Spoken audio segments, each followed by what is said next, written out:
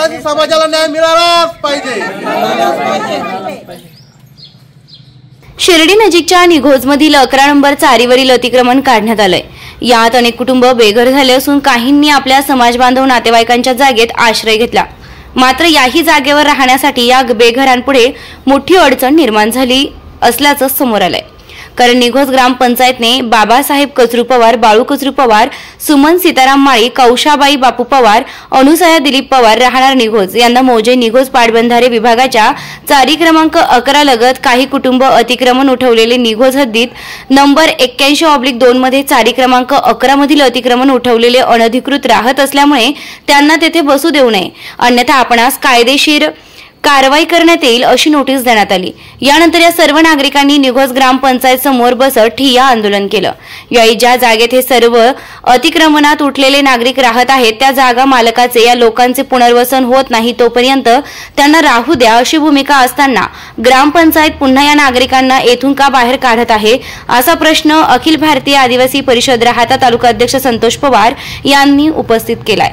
एकंदरीत चारी क्रमांक 11 वरील काही कुटुंबांनी त्यांच्याच समाज बांधवांच्या जागेत आश्रय घेतला असताना त्यांना तेथेही न राहण्यासाठी प्रयत्न होत असल्याचा आरोप यावेळी या नागरिकांनी केलाय। दरम्यान डॉक्टर सुजय विखे पाटील यांनी कोणीही बेघर होणार नाही अशी खात्री दिली असताना तुम्ही आता दुसरीकडे राहत असणाऱ्यांनाही त्रास देणार का आणि त्यांचंही ऐकत नसल्याचा आरोप यावेळी संतोष पवार यांनी निघोज ग्रामपंचायतीवर केला आहे। जे 11 तारीखचे जे लोक आहेत ना ते लोक जे माझे पाहुणे आहेत आणि 81/2 नंबरचा गट नंबर जो माझा आहे मी त्यांना तिथे बसण्यासाठी जागा देत होतो, मला नोटीस पाठवली। ग्रामपंचायतीचे काय म्हणणं नाही असं ते ग्रामपंचायतीवाले म्हणतात, तर काय म्हणणं नाही, आम्ही राहायला त्यांना जागा देतोय पण ग्रामपंचायतीची काय अट आहे ते बघावं लागेल। मला वाटतं बाबा देवा माझं नातेवाईक आहे त्यांना देवा जागा, मला अशी माझं म्हणणं आहे। तर राहू द्या बाबा त्यांना, आमची काय अडचण नाही ना। आम्हाला शेजारी पाजारी म्हणते का तुम्ही कशाला यांना राहू देऊ राहिले, तुम्हाला आम्हाला नोटीस पाठवलं होतं, स्वतः मलाच आलंय ना नोटीस। मग आम्ही आता त्यांना म्हणतो बा राहा तुम्ही, तुम्हाला जागा भेटेस तर नाही, आमची काय अडचण नाहीये बा। आज या ठिकाणी आदिवासी महिलांचा जो ठिय्या आंदोलन चालू आहे तर ते निघोज गावातील आहे। तर आज सूर्यदादांनी सांगितलेलं होतं की निघोज आणि निमगाव जे अतिक्रमण होण्या अगोदर सरपंचाला अल्टिमेट केलं होतं की त्यांचं पुनर्वसन करून द्या। तर सरपंचांनी त्यांना माहिती पुरवली की नाही पुरवली काय आम्हाला माहित नाही, परंतु दादांनी जसा वादा दिला त्याप्रमाणे तो तिथल्या निघोज आणि निमगाव इथल्या सरपंचांनी तो काही प्रयत्न केलेला नाही, तिथल्या समाजाला तिथं जागा दिलेली नाही।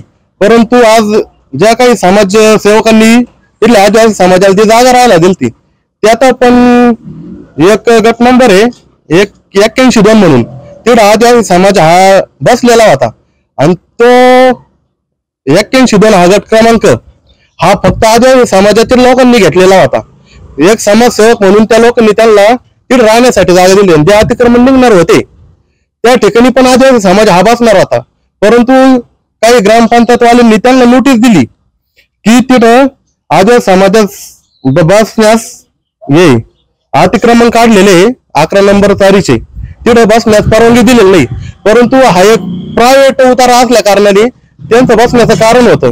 परंतु यात ग्रामपंचायतचा कोणता संबंध नसताना देखील ते तिथल्या आदिवासी समाजात बहिष्कृत करत आहे आणि ते निघोज गावातील मूळ रहिवासी आहे। ग्रामपंचायत कोण आलेली पण ग्रामपंचायत कोण आली पण परंतु ग्रामपंचायतचं काम होतं की पुनर्वसन करून देणे, परंतु हे पुनर्वसन न होता तिथल्या आदिवासी समाजाने हा स्वतःहून त्यांचा मार्ग आपल्याला आपणास केलेला आहे तो तिथं, परंतु हा स्वतः त्यांनी ग्रामपंचायत कोणची मदत न करता तरी पण त्यांना अधिकृतपणे नोटीस पाठवलेली। त्यांनी मागणी हेच आहे की त्यांचं कोणत्याही प्रकारचं पुनर्वसन न होता, कोणत्याही गावकऱ्यांची तक्रार न येता, कोणत्याही अर्ज न येता की नोटीस आली कशी आणि आली तर याच्यावर आज ग्रामपंचायत आहे आणि अधिकारी मॅडम आहे त्यांच्यावर गुन्हे दाखल व्हावा आमचा तो आहे। काय पुढचं पाऊल काय असतं अन्यथा आम्ही तहसील समोर आमरण उपोषण करण्यास बसणार आहे। ग्रामपंचायत अधिकाऱ्याची सही केलं याच्यावर तुमचं काय म्हणणं आहे? नोटीस ज्या लोक विरोध केला त्यांच्या सावध केला आणि तुम्हाला काढून दिलं जर अर्जच आले नाही तर तुम्ही नोटीस बजावली ऐका ते अतिक्रमण तुटणार आहे आम्हाला माहिती. तुम्ही दादा शब्दात पुढे मग दादा मोठे तुम्ही मोठे आम्हाला काय हा प्रश्न काय कळणार. नेमकं असं वाटतं की तुम्ही ग्रामपंचायत सुद्धा दादांच्या शब्दाच्या पुढे चाललेली असं आम्हाला वाटतंय. नोटीस द्यायच्या पहिले तुम्ही पण विचार करायला पाहिजे थोडाफार. ही नोटीस जी आहे ही प्रायव्हेट नोटीस आहे आणि हे आदिवासी समाज राहतो हा प्रायव्हेट जागेवर राहतो. निदान ग्रामपंचायत ही तिथं गेलेली आहे. निदान ग्रामपंचायत त्यांना पुनर्वसन तर केलं नाही, त्यांना राहायला जागा नाही, कोणतं सहकार्य नाही. पण ज्या लोकांनी सहकार्य केलं त्या लोकांना धमकावण्याचा प्रयत्न केलेला आहे.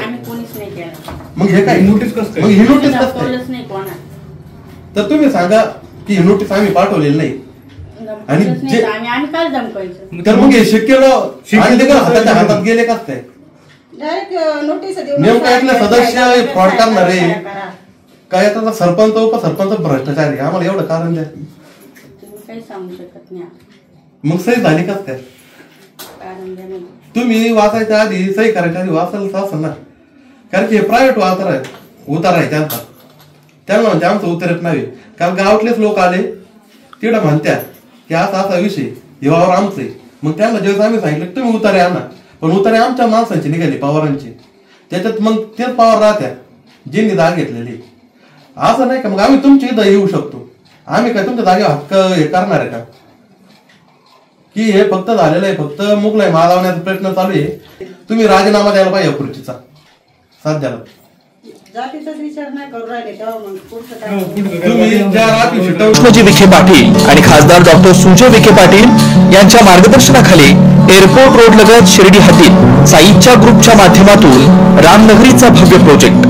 वैशिष्ट्ये शिर्डी एअरपोर्ट रोड लगत बस स्टॉप, शाळा, बँक 5 मिनिटांच्या अंतरावर, ड्रेनेज व स्ट्रीट लाईट. प्लॉटमध्ये प्रशस्त श्री राम मंदिर, साई समाधी मंदिरापासून 10 मिनिटांच्या अंतरावर. MSAB पोल कनेक्शन, 20 फुटी अंतर्गत रस्ता व दोन्ही कडेने सुशोभित झाडे. रहिवाशांसाठी अनुकूल शिर्डी नांदुर्गी शिवरस्ता लगत साई परिक्रमा मार्गालगत. प्लॉट लगत 18 मीटर प्रस्तावित रस्ता. तर त्वरा करा, आजच आपला प्लॉट बुक करा. बुकिंगसाठी संपर्क करा श्री गणेश तोरडमल 99 21 21 95 61, श्री शुभम वेणुनाथ गोंदकर 97 67 06 66 85.